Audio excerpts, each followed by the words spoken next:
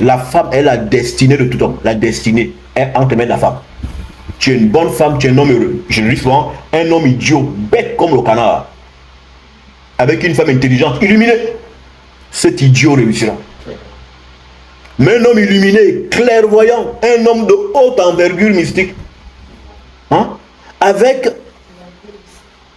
une idiote prostituée qui couche partout, qui partage la boutique de son mari à d'autres hommes, mais cet homme est fini. Il ne réussira pas. Un homme, on sait quand il vivra longtemps ou quand il mourra vite.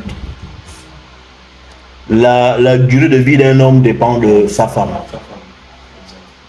Si tu es une femme tensionnaire, ça parle. Même là, 6 jours de vie sont déjà limités, hein, sans compter.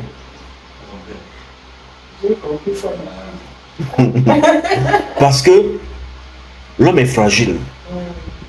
Tu peux le voir, le costaud baraki, il joue les forts, il joue les barbus, mais il est fragile. L'homme est fragile, la femme est un être très solide. Remarque quand vous êtes malade, toi tu as la grippe, même niveau que lui. Toi tu balais, hein, tu chantes même un peu, lui il appelle ses parents, il appelle sa mère. Ah maman, je suis en train de mourir. Ok, une petite grippe comme ça. Hein? Parce que les hommes sont fragiles, même dans la naissance, le taux de mortalité est infantile. Ce sont les garçons qui partent le plus. Parce que la femme est solide. Il ne faut pas sûr que la féminité de la femme, là, machin, est molle. Rien, non. La femme est solide. Parce que là, c'est son univers, là. On est dans le monde de la femme. Donc, elle tient plus longtemps. Elle tient. Elle a la chose. Et du coup, lorsque un homme a une femme électrique, on peut être électrique dans le haut ou dans le bas, hein. Ça parle. L'homme, il n'a qu'une envie d'une seule chose, c'est de disparaître sur le champ. Quand ça parle, il a envie de se dissoudre et disparaître. Parce que le bruit de la femme, les cordes vocales de la femme, ça crée un truc dans l'homme. Ça le déstabilise dans sa totalité. Tu peux le voir, il est assis, il joue les sereins, mais il n'est pas serein. Il est complètement dévissé. Et c'est pourquoi d'autres hommes arrivent à être violents. Si tu vois un homme violent, c'est un homme qui a atteint son bout. C'est qu'il veut se défendre. Un homme violent, c'est un homme qui veut se défendre, qui demande de l'aide. Un homme violent demande de l'aide, en vérité. Il demande de l'aide. Il dit, qui va me sauver ici? La femme là. C'est pourquoi il y a certains hommes, ils sont à l'aise. Et pas que quand ils sont hors de chez eux. Quand ils rentrent chez eux, comme s'ils rentraient en enfer. Il dit, ah, encore la femme là aujourd'hui. Merde. Il rentre avec le cœur lourd. Et souvent, ce qui retient les hommes dans un tel foyer, ce sont les enfants. Il dit, ah, il y a les enfants. Il dit, oh merde. Parce que les enfants appartiennent à la femme. Dans tous les cas. Même on dit que les femmes sont patriarcales, ils ne sont pas patriarcales. Hein. Nous sommes matrilinéaires. Nous tous ici, tous les bantous sont matrilinéaires. Ce qui fait que les enfants que j'ai avec une femme soit à moi, c'est la dot. Si je n'ai pas doté, les enfants sont à sa mère.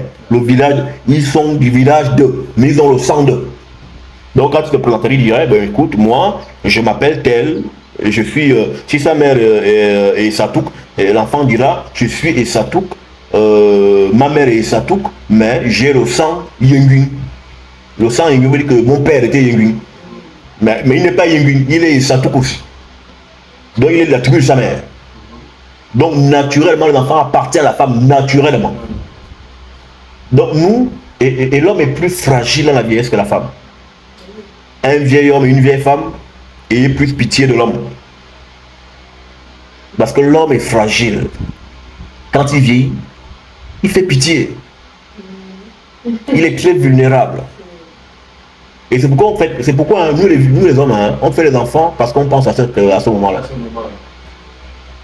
Tu penses à qui va t'aider à te déplacer, qui va t'aider, parce que tu sais que l'homme, la femme et les enfants, c'est à elle. Les enfants s'occupent d'elle, mais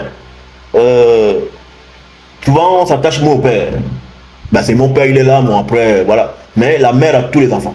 Et du coup, quand un homme fait les enfants, il y a quand même peut-être un garçon ou une fille qui va se détacher pour être un peu plus attentionné.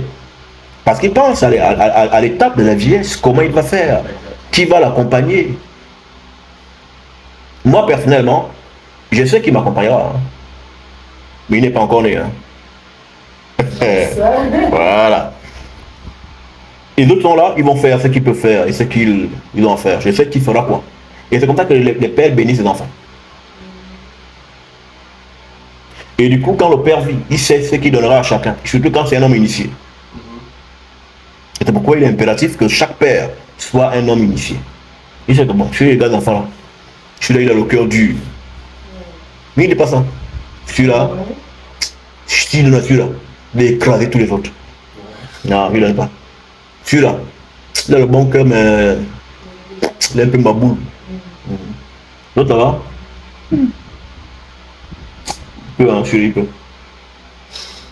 Parfois, mais tu vois, il n'est pas trop proche du père, mais le père, c'est que c'est lui qui peut tenir.